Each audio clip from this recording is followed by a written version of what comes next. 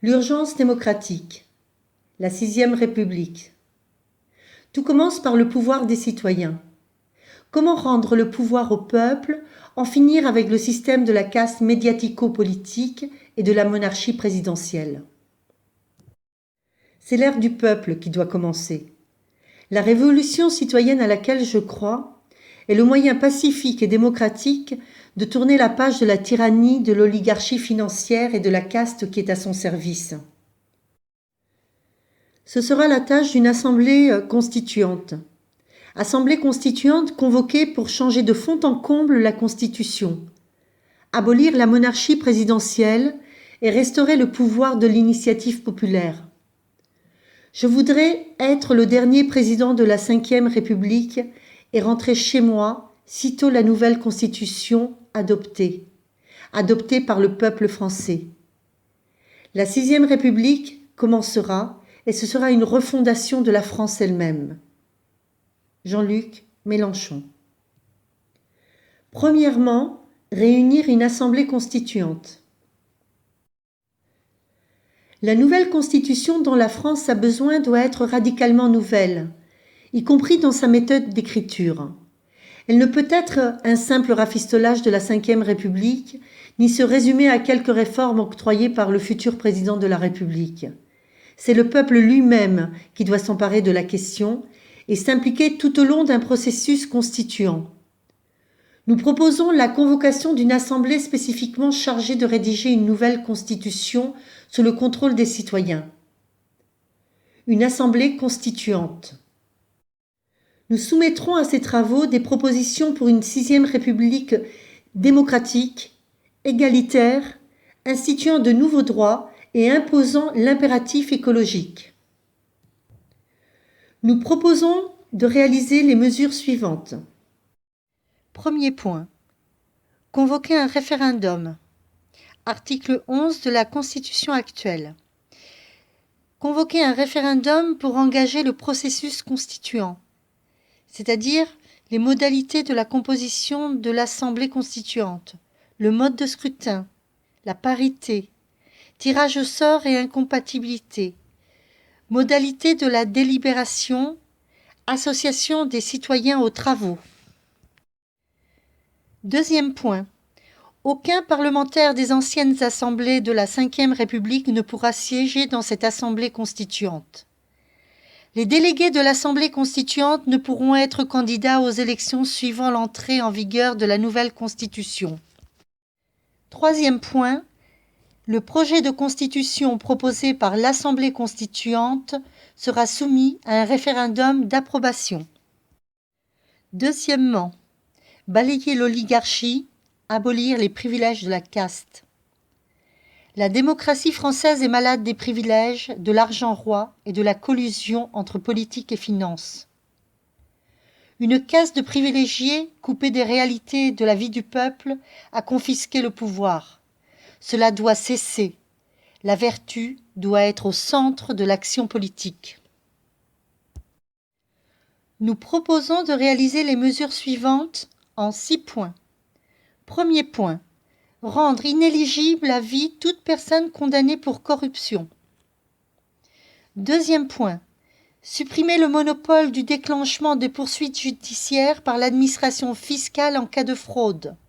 La justice doit pouvoir enquêter librement et de sa propre initiative, même contre l'avis du ministre. Troisième point. Combattre la pollution du débat parlementaire par les lobbies.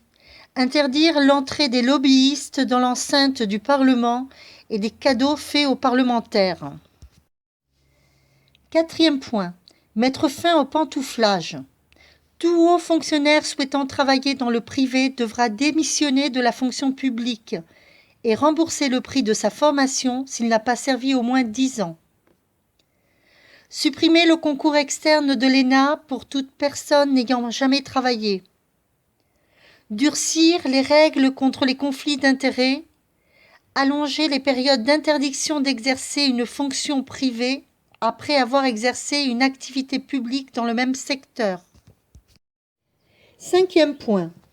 Appliquer les recommandations d'Anticor et de Transparency International, visant à empêcher la corruption et à rapprocher les représentants des représentés, notamment obliger un élu à rendre publique sa déclaration de patrimoine transmise à la haute autorité pour la transparence de la vie publique et supprimer également la réserve parlementaire, c'est-à-dire l'enveloppe dépensée sans vote du Parlement, selon le bon vouloir de chaque parlementaire. 6e point. Mettre fin à l'usurpation par le MEDEF de la parole des chefs d'entreprise, en fondant la représentativité des organisations patronales sur la base d'élections, comme c'est déjà le cas pour les syndicats de salariés. Troisièmement, une république permettant l'intervention populaire. Le peuple est systématiquement tenu à l'écart des décisions. Tout au plus a-t-il le droit de voter une fois tous les 5 ans, sans possibilité d'ailleurs d'intervenir ensuite. Il est temps de faire confiance aux citoyens et de permettre le débat et l'expression de la souveraineté populaire en toutes circonstances. Nous proposons de réaliser les mesures suivantes. Premier axe de mesure. Fixer le droit de vote à 16 ans. Instaurer le vote obligatoire et la reconnaissance du vote blanc comme suffrage exprimé. Généraliser la représentation proportionnelle. Deuxième mesure. Créer un droit de révoquer un élu en cours de mandat par référendum sur demande d'une partie du corps électoral. Troisième mesure. Instaurer le référendum d'initiative citoyenne et le droit des citoyens de proposer une loi. Quatrième mesure. Rendre obligatoire le recours au référendum pour réviser la Constitution. Rendre obligatoire le recours au référendum également pour ratifier tout nouveau traité européen et garantir le respect de la décision populaire. Cinquième mesure. Reconnaître le droit de vote aux élections locales pour les résidents étrangers en situation régulière, comme en bénéficient déjà d'ailleurs les ressortissants des pays de l'Union européenne. Sixième mesure. Rendre effectif le principe de non-cumul des mandats, y compris dans le temps. Abroger la loi NOM contre les nouvelles féodalités et l'éloignement du pouvoir des citoyens, refonder l'organisation territoriale de la République et défendre les libertés communales. Septième mesure. Démocratiser l'accès aux responsabilités politiques en permettant à chacun de prendre un congé républicain. Prendre ce congé républicain sans risque pour l'emploi ou ses droits, quels qu'ils soient, en vue de se présenter à des élections. Quatrièmement, abolir la monarchie présidentielle. La monarchie présidentielle actuelle marginalise le Parlement. Le président peut dissoudre l'Assemblée, mais celle-ci ne peut le renverser. Conséquence, les députés agissent plus souvent comme des godillots obligés du monarque que comme représentants du peuple souverain. Ce système est une anomalie démocratique. Nous proposons de réaliser les mesures suivantes. Première mesure. Abolir la monarchie présidentielle en instaurant un régime parlementaire stable dans lequel le gouvernement détient le pouvoir exécutif et est responsable devant le Parlement. Transférer aussi le pouvoir de nomination au Parlement. Deuxième mesure. Élire l'Assemblée nationale à la proportionnelle. Troisième mesure. Supprimer le Sénat et le Conseil économique, social et environnemental et créer une assemblée de l'intervention populaire et du long terme, une assemblée émettant un avis sur l'impact écologique et social des lois. Quatrième mesure.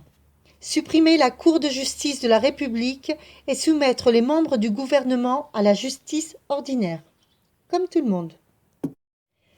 Cinquièmement, une nouvelle étape des libertés et de l'émancipation personnelle. Une constitution, c'est la garantie pour le peuple des droits et des libertés qu'il se reconnaît à lui-même. La 6e République sera l'occasion de consacrer de nouveaux droits civiques et politiques, mais aussi personnels, pour une nouvelle étape de l'émancipation humaine. Nous proposons de réaliser les mesures suivantes. Constitutionnaliser la non-marchandisation du corps humain est le droit fondamental de disposer de soi en toutes circonstances, c'est-à-dire liberté de conscience, droit à la contraception et à l'interruption volontaire de grossesse, droit de mourir dans la dignité, y compris avec assistance, accès garanti à des soins palliatifs. Deuxième mesure, autoriser le changement d'état civil libre et gratuit devant un officier d'état civil. Troisième mesure, établir la filiation par reconnaissance comme principe par défaut. Reconnaître le droit à la procréation médicalement assistée, la PMA, et ce pour toutes les femmes. Refuser la gestation pour autrui, la GPA. Faire prévaloir l'intérêt supérieur de l'enfant en toutes circonstances.